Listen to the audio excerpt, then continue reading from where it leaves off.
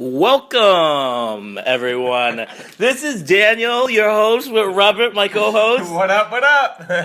We'll be spending the next several hours with you guys. Hopefully not that long. Going over last week's games, as well as the upcoming games. So please do look forward to that. So, Robert, let's start off here from last week's games. The first matchup we will review will be Kami versus... sorry about that. Versus Chris? Yes. The Expendables. The Expendables. All right, this one was one of the close matchups of the week. You know, final score being 105-95. What really helped Chris out was Gronk coming back and putting up a huge 31 points. Exactly. He is a monster, and also Dalton putting up 21 is very respectful, but both of these teams were subpar at best. I mean, look at their scores. It's true. It was an off week for both teams. Looks like, honestly, I mean, I think the biggest difference for this game for Kami was the injury to Big Ben. Oh, yeah. Yep. AB, 7 points. You know, I think we mentioned it before. He's not going to produce as much as he used to in the next few weeks. But hopefully, Kami can run, change their ways. They still have a good quarterback. Yeah, and their bench put up solid numbers too. Stewart getting 20. And, yes, Michael Thomas putting up 18. So they might be fine, but that starts for him. It's tough game. The next one, let's go to Big Bob versus all the dimes. This is blowout of the week. That was awesome.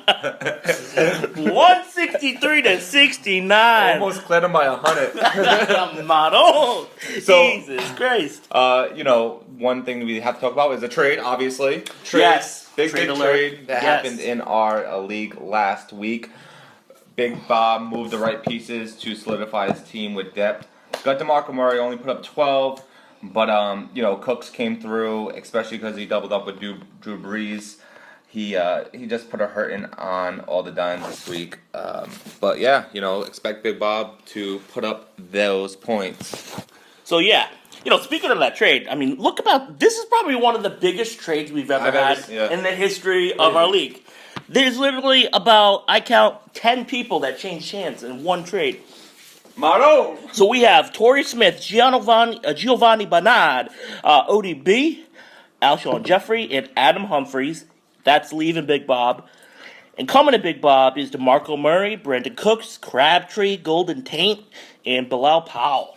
I mean, I think that's a pretty even trade. I don't know about you guys. I mean, the big names there are obviously DeMarco Murray, who I wouldn't say stole, but definitely drafted later rounds, and who was the number one running back coming in. Oh, yeah. And got good return on his investment. Yeah, exactly. And then Odell definitely bought low right there, and he turns out and puts up a huge week, and we'll get to that later. But I think it helped both teams out going forward, and it's going to be interesting to see what happens. You know what I was surprised is Golden Tate finally breaks off. I love Golden Tate. I had him the last 2 weeks. He's killing it. Last 2 years, and it was just a matter of time with that offense. So yeah, so Big Bob had a good return too. So yeah, definitely. I think good job on both parts. That was actually a pretty fair trade. Sorry, I got allergies and shit. Okay, the next one will be. This is a powerhouse. Zika Destroy versus Harambe's 7th round heroes. Yeah. Where do we want to start? I'll start first. Yeah, you start. Goddamn Frank. The curse of Ryan Street. Yo, shit. You can never let that wash that off you, man. I swear to God. Okay, so you have Newton did pretty well. Yeah, and he had a bad first quarter and a half, and then he ended up turning it around. So when you got Cam Newton, who is a dual threat quarterback, he's always bound to put up numbers, especially because he was facing the New Orleans defense. But that was it. I mean, 30 and then basically single digits. Except for AJ Green. Yeah. So you know what? Matt Jones did produce a lot of points on your bench. Yeah, there you go. And so did Prescott. Yeah. Zika Destroy. They got lucky this week, honestly. Having 115 and not losing in this league. God damn it. So I think what's going to be interesting going forward. Zeke and Destroy definitely has a powerhouse team. But one of the major pieces, Big Ben, is now going to be injured. So it's going to be exciting to see what happens with his team going forward. What QB they're going to pick up. So yeah, that's great for everyone else in the league to see that happen. Unless you're a Steelers fan or Frank. See, right. But I mean, he's got Carson Wentz, and you know what? He's a solid backup. He got about 1 + 1 = 2 points last week. Holy shit! Wow, he's on fire since the bye. I mean, Carson Wentz is just tearing it up. So good luck to you there, Frank C. You'll never even listen to this. So don't Fuck you, Frank C. Okay. Next up is more cushion for the pushing versus J-Town Juggernauts. Another heavyweight matchup. Oh, Joey. All right, so Joey gets his first win. Second win. Well, I mean, yeah, first win in a while. First win in the last 2 months. Oh my God! Since wintertime. Look at that Fleener put up 28 points. Hurts me, dude. Hurts me. That was after the bye week. He's just gonna continue blowing up, and he also has Rudolph in the bench, so I might want to work a trade with him. Maybe that was a great pickup though. Yeah, no, it was. Fleener. Yeah, he was fantastic. That was a great. I'm surprised you didn't pick him up. Actually, I was gonna do it. But what I did was I set my shit at 4:30 a.m. like I'm gonna do tonight, boys. And I wake up and the shit's already taken. I'm like, motherfucking Joey. J-Town Juggernauts put up 74 points. How about Coates going for 30-something points last week and then 0? Put up a donut this week. Yeah, they tricked my boy Justin. Seriously, they said he was active, and then he just got 2 targets. They played with his emotions a little bit. Yeah, and Jay Reed. Jay Reed's hurting him. I mean, not injury bug. Not everybody can be, Cameron Meredith, so it's fine. But he's got Minnesota coming back next week, and he's got AP coming back in week 16, so he'll be fantastic. Nah, just kidding, Justin. You'll do fine. You're fine. You're 4-2 anyways, yeah. Jamal Charles will probably turn around too. Yeah. Oh, this is another big blowout. Oh, Marcus Horton versus Vic in the box. The other guy that benefited in the trade, yes. Matthew Glasses. He got ODB, who put up a monstrous 49. I mean, it's no 54 like Julio, but... I mean, please, it's like apples and oranges, man. Let's not compare. Yeah, him and David Johnson definitely carried his team this week. Amazing. That guy's awesome. And, I'm so pissed. But what am I going to do? I was completely We're all kicking ourselves. Yeah. Just thinking, what the fuck? Not Elliott, not, David Johnson. We should have grabbed him. Good job on you, Matt. I think... what's his face? The commissioner. What's his name again? Oh yeah, Ryan.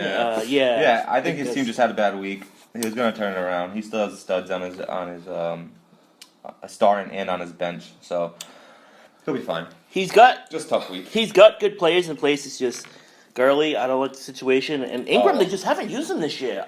I mean, trust me, I have him in another. I think the last 2 games he had 20+ points, and that's when he got his wins. But good. You know what I want to call out? Great job, Ryan, putting Cobb in the flex. I don't know what made you think of that, but that was just a fantastic move, Ryan. Yeah, right. Really good move. It was Danny.